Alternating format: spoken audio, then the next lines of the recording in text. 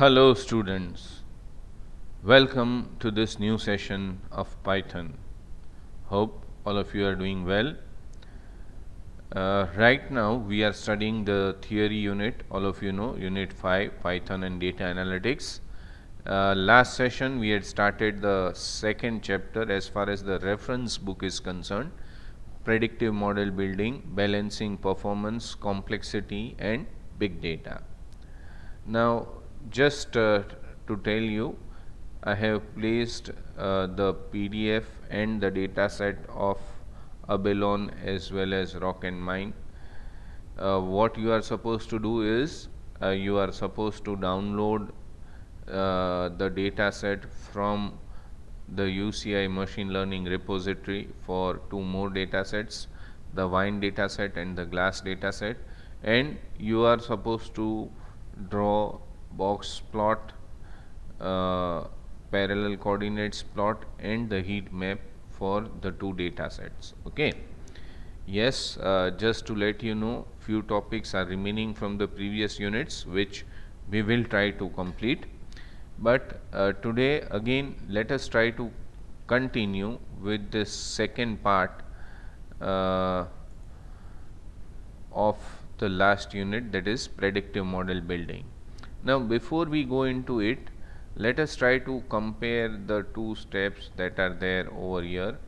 The first part is to understand the problem, making use of the data, and once we have understood the problem and the data, the second part is to build a model on the existing data or through the existing data, so that when new data comes in we can make the predictions. So let us try to go ahead. Yes, the goal of selecting and fitting the predictive model is to achieve the best possible performance. In the sense, say for example, we have the data, history data of 1000 students. Now, based on the history of 1000 students, if we can do the prediction what the new student will perform or how the new student will perform, what will be the score of the new student in the exam based on certain characteristics, certain properties, certain attributes, then that is the purpose of predictive modeling. And if the output matches to the actual performance, that is what we want to achieve. But there are several factors which are involved over here. First, complexity of the problem, complexity of the algorithmic model employed, and the amount and richness of the data that is available. We will try to discuss about each of these three things, but let us try to go ahead with something. One more example I will take over here. Say for example, the temperature. Specifically, sorry, let me erase the things.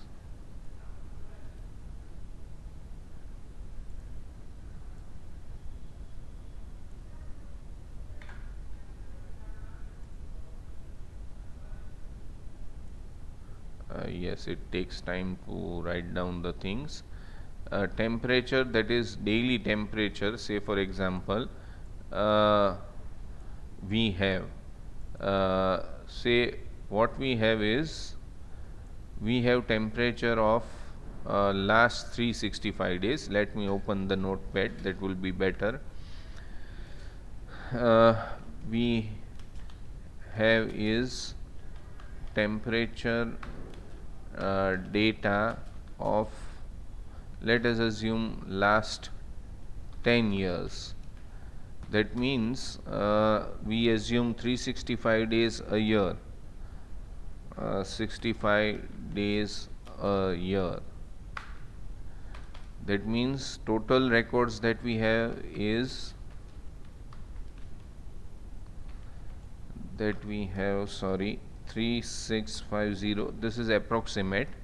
Now what we want to do is, based on this, we want to develop a model so that we can predict what is the maximum or minimum temperature likely to be tomorrow, day after tomorrow, and so on. That is what we want to do. That is what we are intending to do. So, once again, this is the first step uh,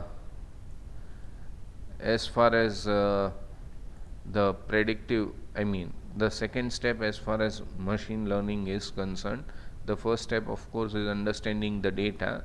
So, once we have understood the data, we want to ensure that the new temperature that we predict, say for example, this records are till date 30th March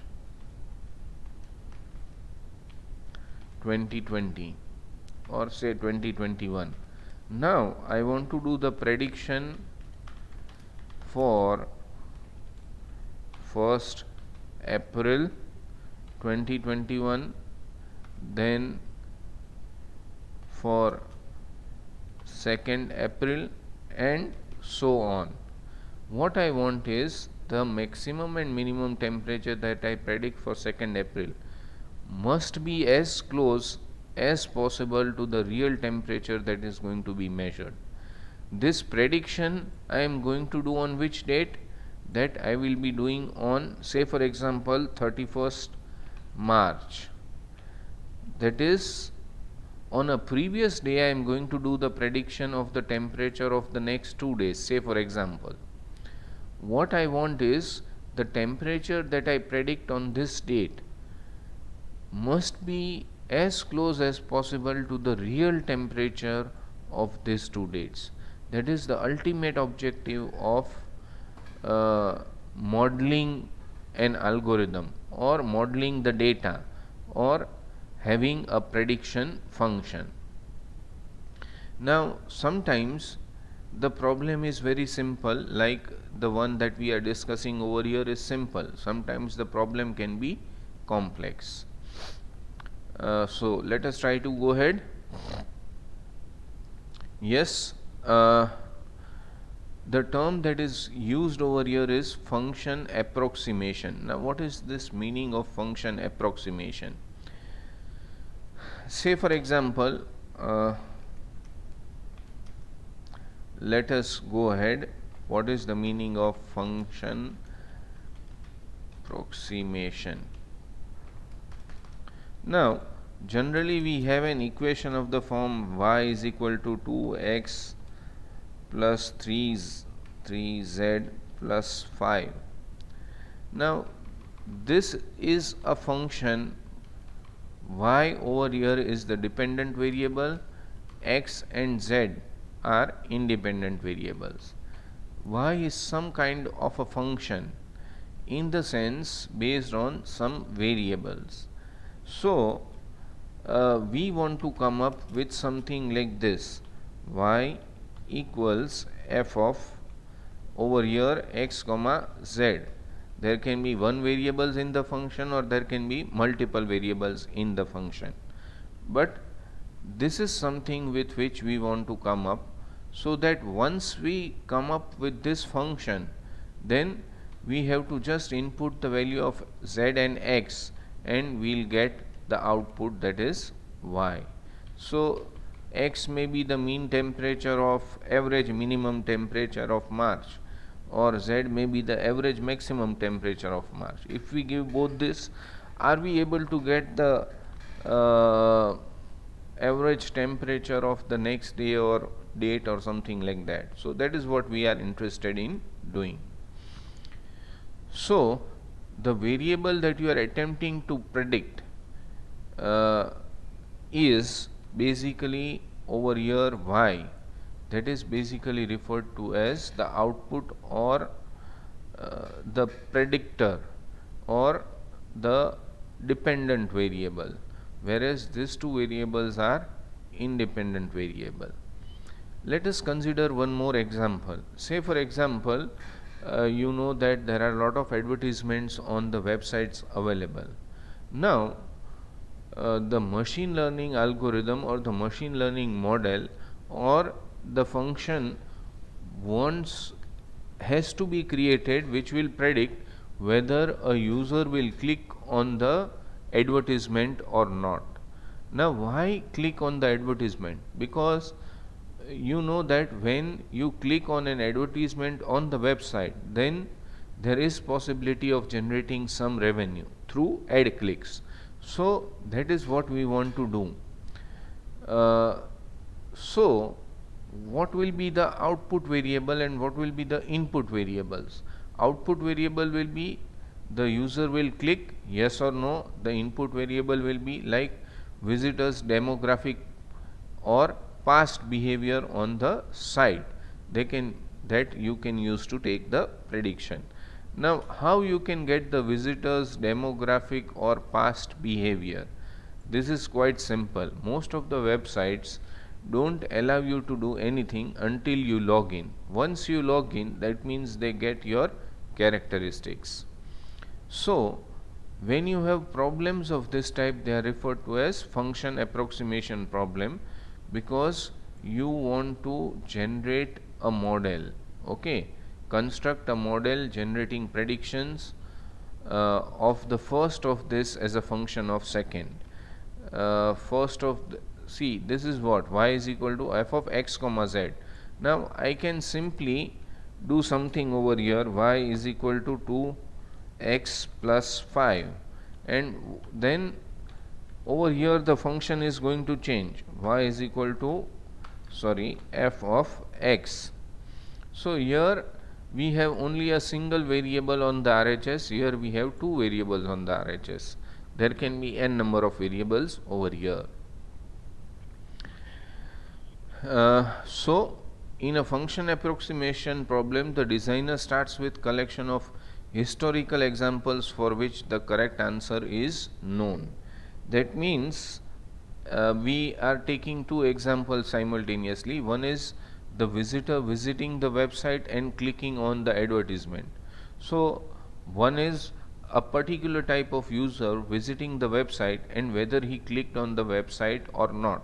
So that record you have. Over here in case of temperature, we already have the history, that is on this date this was the temperature, on this date this was the temperature, and so on. Now let us go ahead. Yes, the variable being predicted is referred to by different names such as target, label, and outcome. So over here y is referred to as target, label, or outcome. Number of different names can be used for it. The variables being used to make the predictions are variously called predictors, regressors, features, and attributes. The more common terms are features and attributes. So over here x and z can be referred to as features and attributes, or over here x is referred to as a feature. Generally there will be more than one feature based on which we are required to make some prediction. Now sometimes the problem is simple, in the sense there are less number of features or less number of attributes from which we want to make the prediction. But in many cases, say for example, here instead of x comma z there are say 100 variables, then the function becomes very complex. X comma z comma x1 comma x2 comma x3 x100. It really becomes difficult to create a function based on 100 variables or 100 features or 100 attributes. So let me write it over here. Say let me go down. Y is equal to f of x1 comma x2 comma dot dot dot x 100. Now creating this type of function is very difficult and the complexity also increases. So what is done? Out of this 100 features or attributes, by implementing feature engineering, something known as feature engineering, we will select which are the best attributes out of x1, x2, 100. Say for example, as a result, I get y is equal to f of x3 comma x60 comma x95. Then what is actually done is making use of these three attributes or these three features. The prediction is done, that is the outcome or y is the value of y is calculated. So this concept of selecting only some specific variables out of a number of variables that we have on hand is known as feature engineering. And remember, a lot of time of the data scientist is consumed in this feature engineering. Now what is a data scientist? All those who are doing some research in machine learning, working on data in order to do some predictions, then that is the branch is referred to as a data science, and the person who is working on it is referred to as data scientist. So yes, now what does feature engineering require? See, it's not easy to select three attributes, the best three attributes out of 100 possible attributes. You will have to do a lot of tasks repetitively in order to find that out of 100 attributes, which are those three attributes that is going to give me the best possible result or the most accurate possible result, most accurate possible value of y. So it's an iterative process for selecting features, determining optimal potential, and experimenting with different combinations. Yes, different combinations have to be worked out. The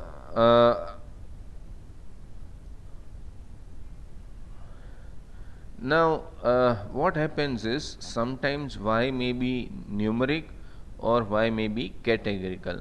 Over here most of the algorithms that are covered are based on numeric values. Okay, these values indicate that the importance of attribute in making predictions.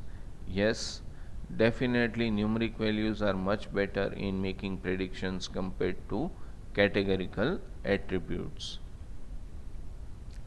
We take a small example over here, the example which we were discussing, outcome. Now what are the name for the outcomes? Predictors, sorry, target, label, and target and label are the other two names as far as outcome is concerned. So what we are doing, whether the user has clicked yes or no, there are only two possible values. This becomes the outcome. What is the input? The gender and how much of amount the person has spent on the site. This is again another feature or attribute that is used to predict whether the user will click on the ad or not.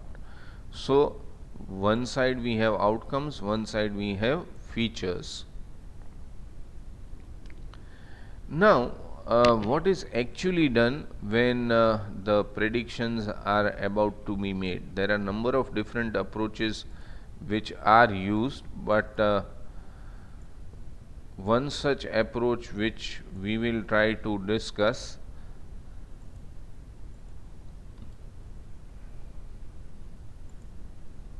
is making use of the metrics. In the sense, if there are, like what I said,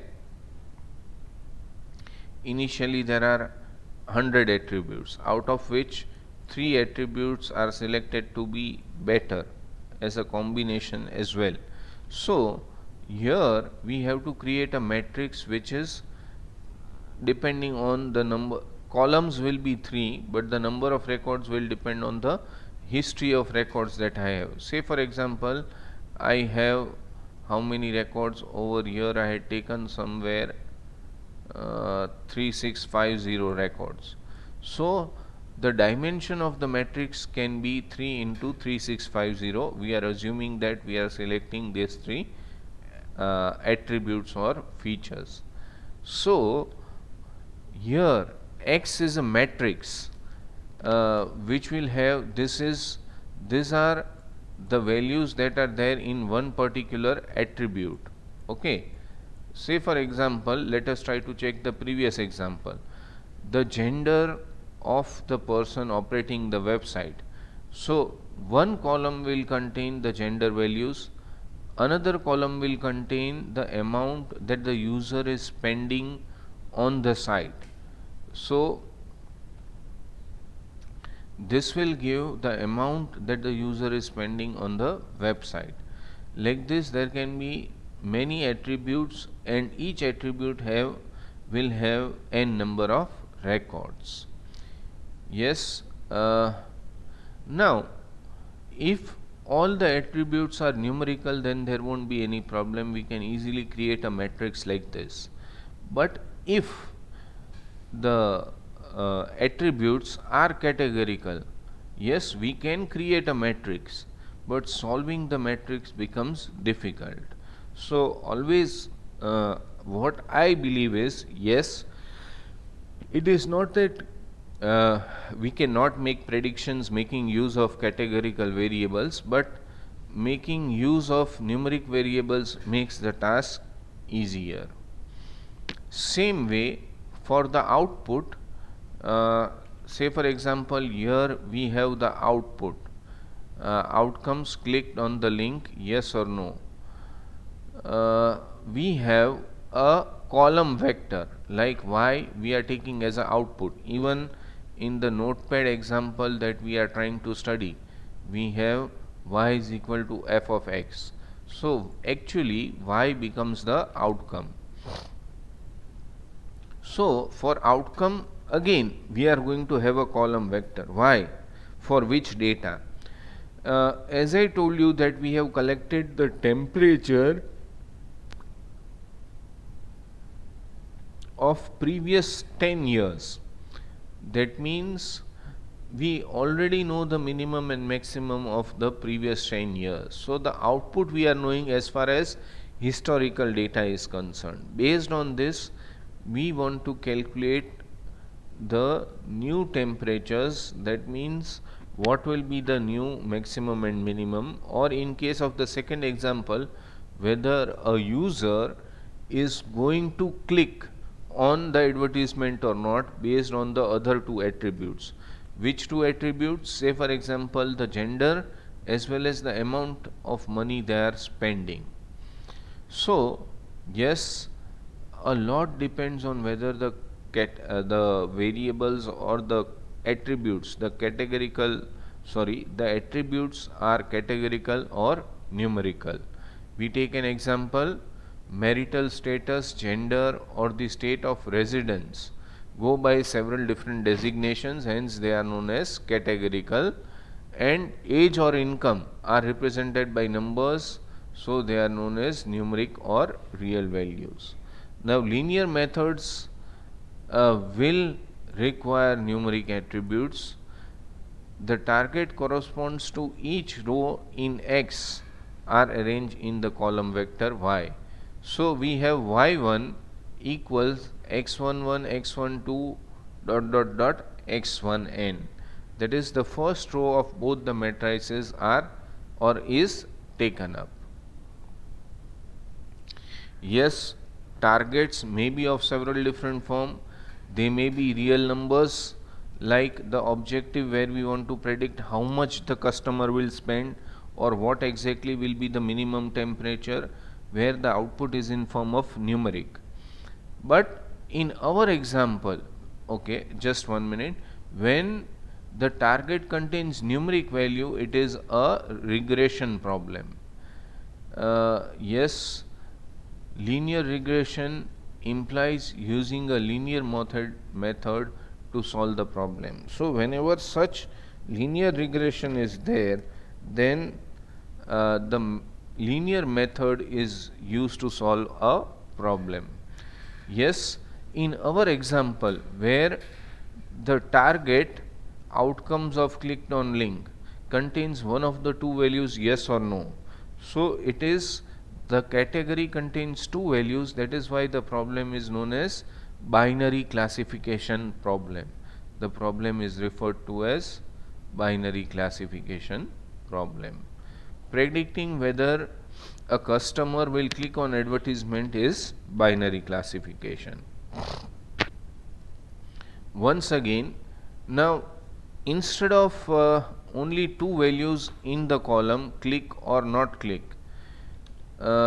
if there are multiple values, say for example, predicting which of several ads the customer is going to click is a multi-class classification problem.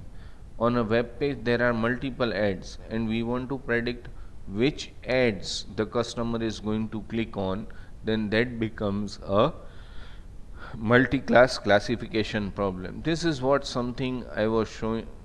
Okay, let us just continue over here. The basic problem is to find a prediction function that uses the attributes to predict the outcomes. Y is equal to pred of xi. In fact, yi is equal to pred of xi. Why yi? Because we are taking the ith record. Yes, good performance means using attributes xi to generate prediction that is close to yi, but close has different meaning for different problems. Now let us try to understand this particular point. What does this particular point try to tell us? Again, let me go to the notepad. We take again two examples. Now customer spending on website, specifically if it's a e-commerce website. Say for example, A is spending 500 bucks, whatever the amount of currency, whatever the unit of currency may be. B is spending 400. There may be multiple such transactions that were already executed. Now what we want to predict is, we want to predict how much is A going to spend next time when A visits the website. Say for example, I am predicting that A is going to spend the same amount, 500, and actually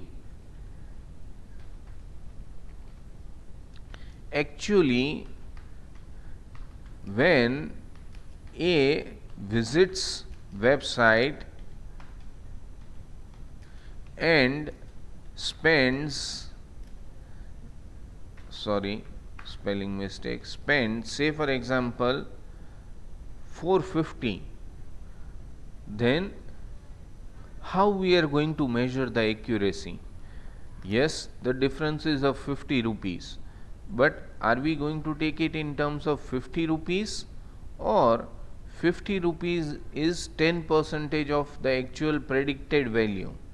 So are we going to take it as 10%, or are we going to take it as 50 rupees? So this is what the point is written over here.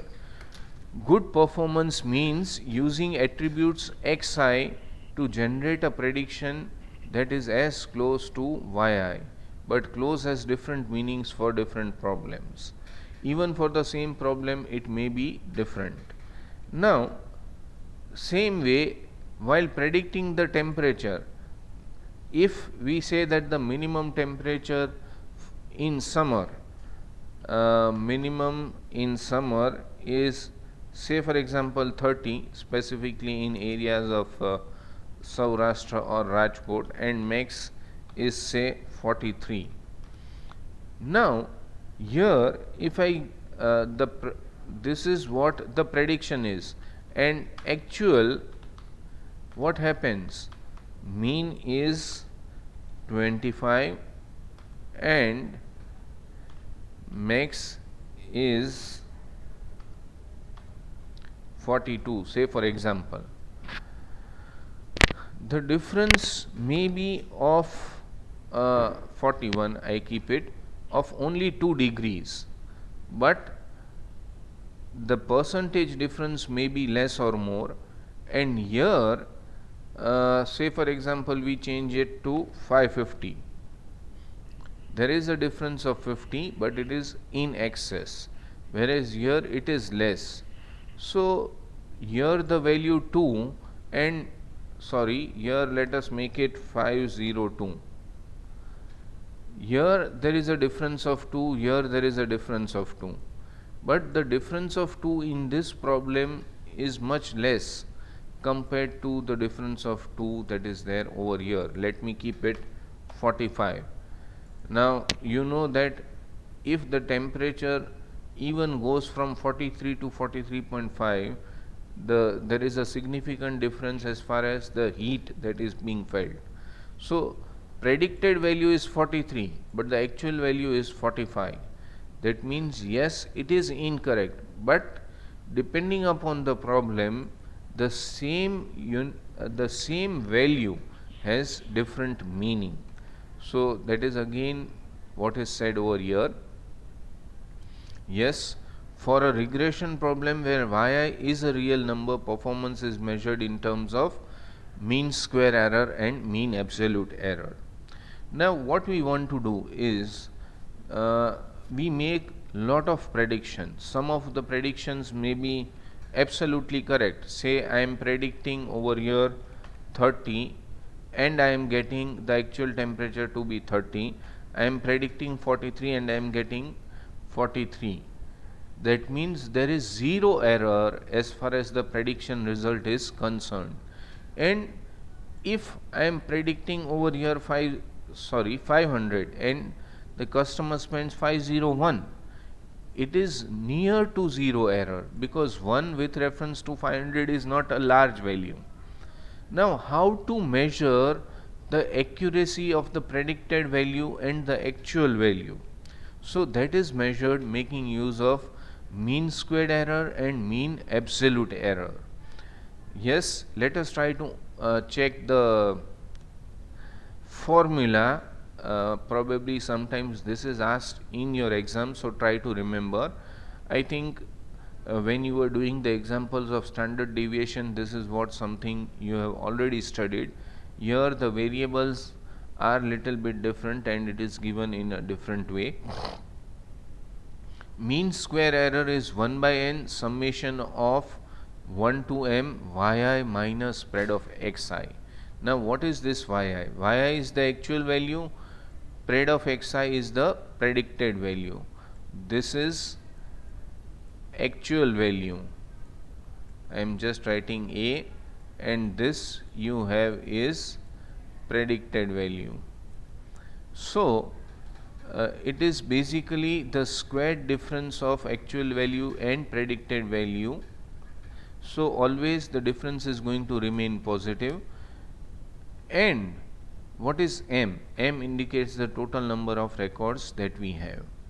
This is mean squared error, and mean absolute error is, instead of squaring the difference, you are doing mode of difference. That means the value is always going to be positive, and instead of taking the summation of square of numbers, we are doing sum of absolute value and then we are dividing it by n. So whenever, say for example over here this y is numeric, okay, when y is numeric, then the performance of the model can be measured making use of mean squared error and mean absolute error. Of course, there are many more measures through which we can measure the accuracy of the prediction model, but these are only some of the measures through which we can measure the accuracy of the model. If the problem is a classification problem, say for example we go back to this particular problem,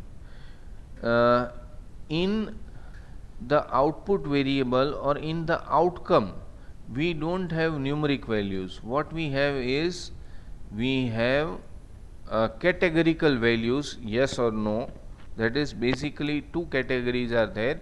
Yes, the problem is known as binary classification, but now because it is not numeric, how can we find out yi minus spread of xi?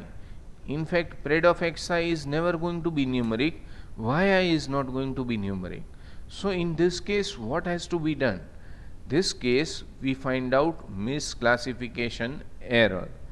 In the sense, say for example, we are predicting temperature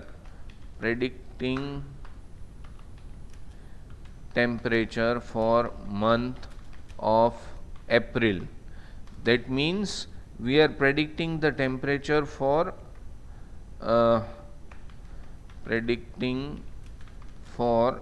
30 days.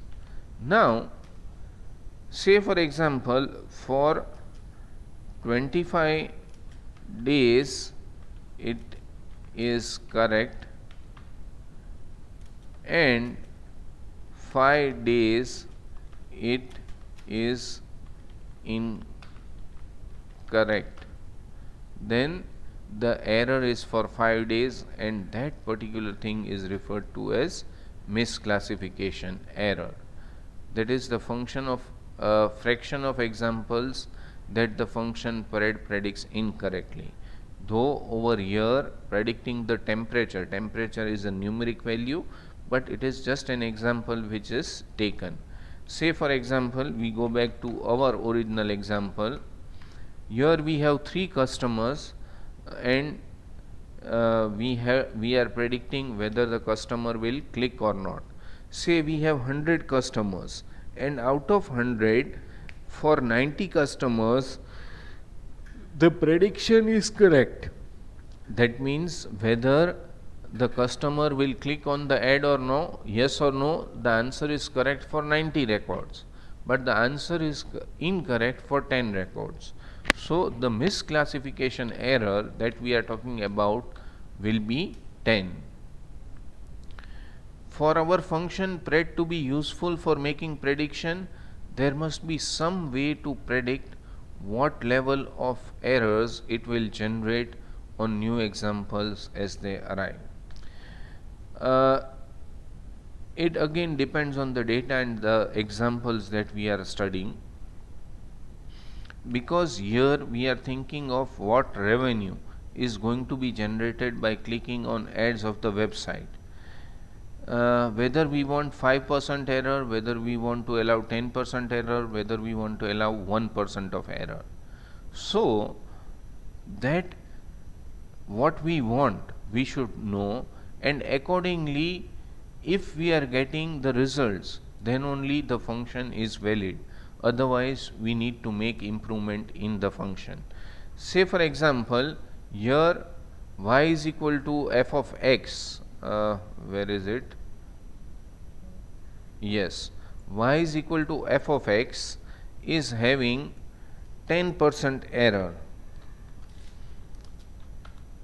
and we want error to be only 1%. That means either it is misclassification.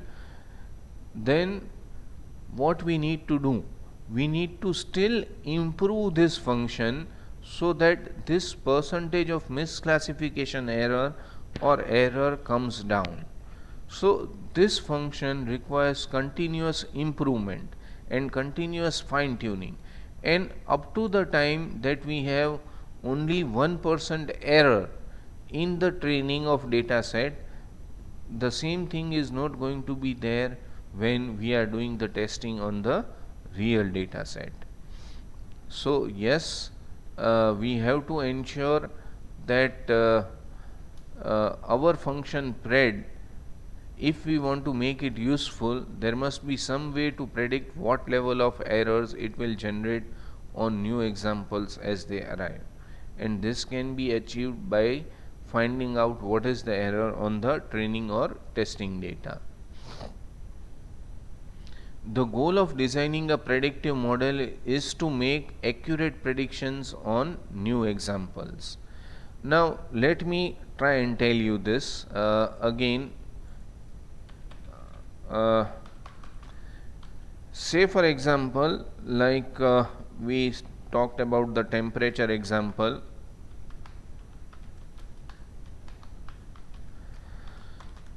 How many history records we said?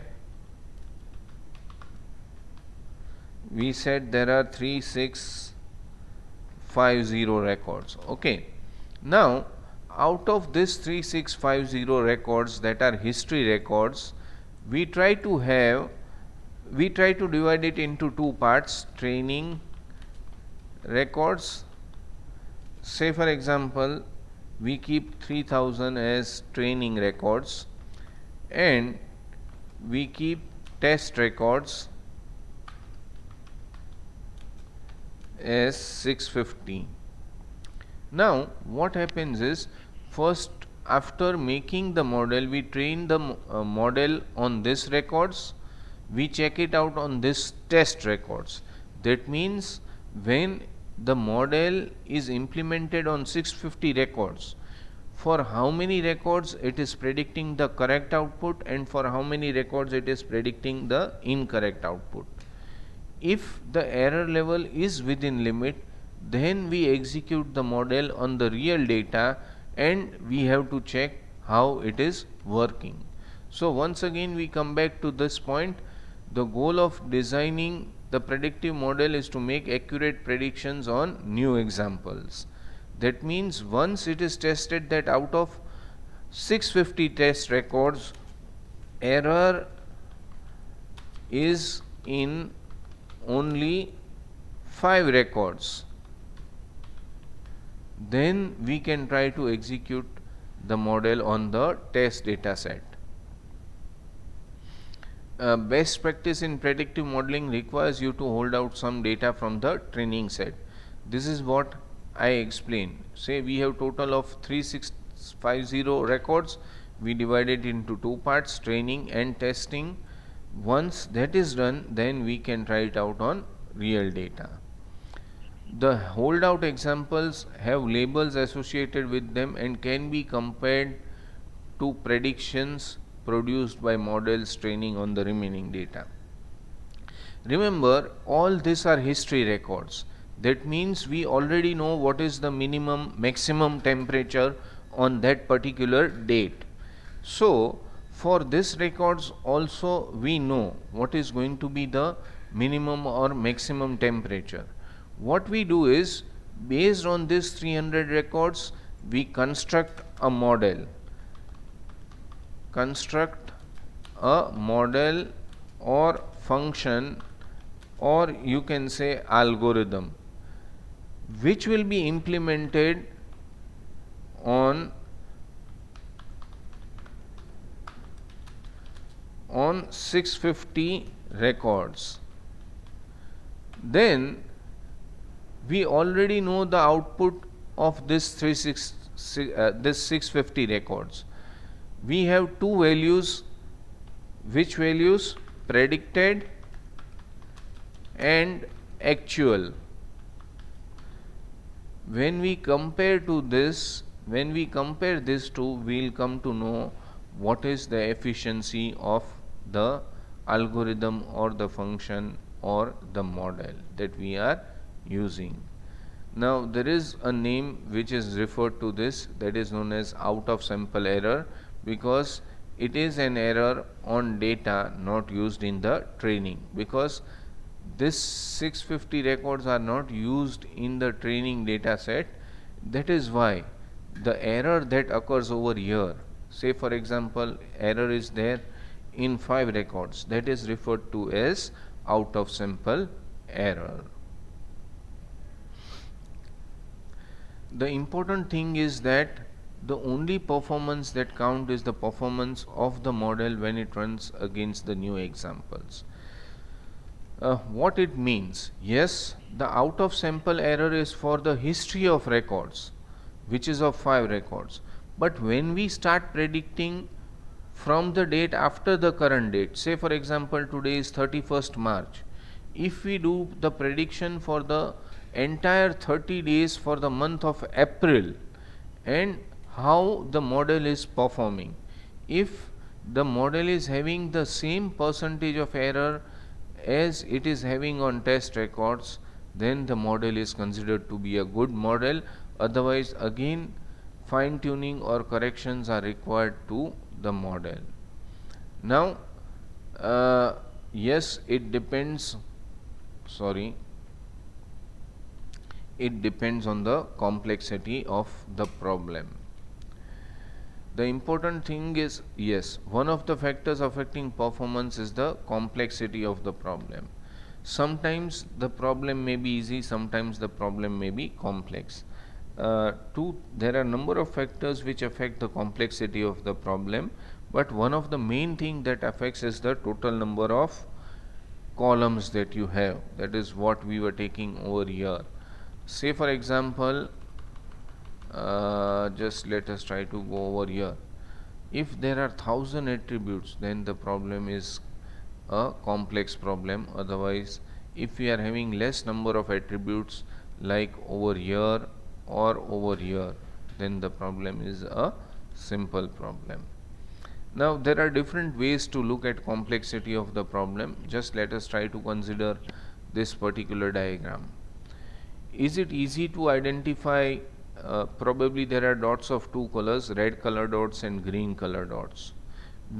With our eyes, we can easily identify that this are here there are more red color dots, in this region there are more green color dots. But can we draw a line saying that in this area there are all red color dots and in this area there are all green color dots? It is difficult.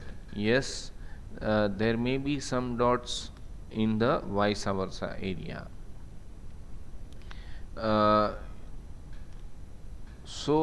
This is what the explanation is given. The classification task is to draw some boundary to separate the light points from the dark points. So what I mean by that is, can I draw some line, say for example this way, which separates the 2 points? It is possible, but on this side where most of the points are red colored, there may be some green colored, and on this side where most of the dots are green color, there are significantly red colored dots. That is the error, or you can say that because the problem is complex, it is not easy to identify the two things. Now, here probably visually you can think that again the problem is little bit different. There is a cluster over here which is green colored, and this is a cluster over here which is red color. If we draw something of this sort, instead of a straight line, a curved line, then we can try to separate the two parts using a straight line, using a line, sorry. So here we have a curve instead of a line. So here separating out the light dots and the dark dots, that means the red color dots and the green color dots, it is a complicated classification problem compared to the previous one, of course. Yes, that is why the model is known as a mixture model. It is clear that a linear boundary will not separate the points as well as the curve. That means it is difficult. Now, what is taken over here? From the previous example where we had say for example 1000 records, we are taking only 1% of the sample, say for example 100 records. That means instead of 1000 records there are only 100 records that are taken over here. That means this is a subsample of the records that is taken over here. Visually it is good to observe, and we may find that we can draw a line or we can draw a curve, but which may be good for a subset. That means it may work on subset, but the result may not work on a larger problem. Say for example, whatever line I draw over here, it works for this sample, but when I try to check it for this, it may not work, or for this again it may not work. So the solutions may be good for a sample but may not be good for the entire set of data. So that is what I have written over here. 1% of the sample data is plotted. With less data, boundaries are harder to visualize. Visualize in the sense, yes, for the subset it will work fine, but how it will work when we have the entire set of data. So let us just try to check out one possible solution, which is linear model to fit the sample data. Why it is known as linear model? Because it's a straight line which classifies the two set of points, the green colored points and the red color points. So now there can be another solution over here. This was a different set of point, but the best possible straight line which differentiates the two colored point may be this one. Another alternate is a non-linear or an ensemble model fit to complex data. So what is an okay, we'll come to that little bit later on. So different kind of solutions are possible. Again, when you have subsample, one possible linear model, but it may not work on the larger sample of data. Again, an ensemble fit, which also can be referred to as a non-linear fit. So yes, it becomes difficult sometimes to understand whether the problem is a simple problem or a complex problem, and depending on it, the predictive function y is equal to f of x also changes, and it becomes difficult to create a predictive function. So with this we try to stop over here. Today we have studied number of different points about categorical data, numerical data, what is training data, what is test data, and what is a complex problem, what is a simple problem, whether we can go for a linear classification or what. We studied mean squared error, we studied mean absolute error. We'll try to revise some of these concepts in the next session, but till then we just stop over here. Next time we'll try to start with contrast between a simple and complex problem. Already we have studied, but we'll try to study little bit more in detail about the same. Basically it is one of the things that it is based on is the number of attributes that you have. So we stop over here. Thank you.